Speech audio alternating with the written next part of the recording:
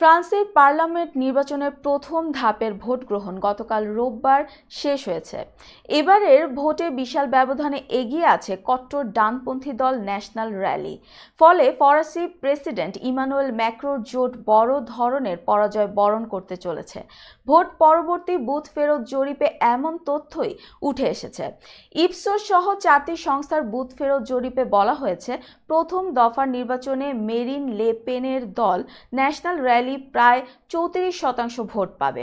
অন্যদিকে বামপন্থী new popular front জোট প্রায় 29% এবং প্রেসিডেন্ট ইমানুয়েল ম্যাক্রোর মধ্যপন্থী জোট এনসেম্বল অ্যালায়েন্স সর্বনিম্ন 20% ভোট পাবে।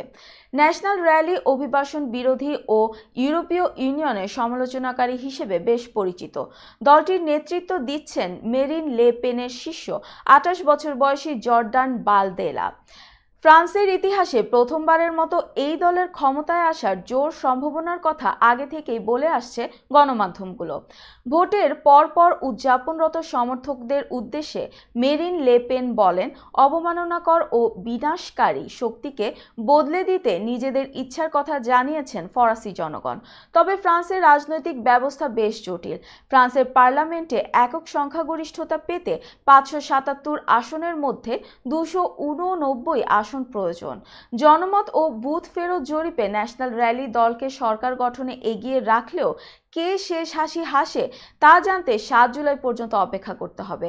এদিন দ্বিতীয় দফার ভোট হবে, তখনই চূড়ান্ত ফল জানা যাবে।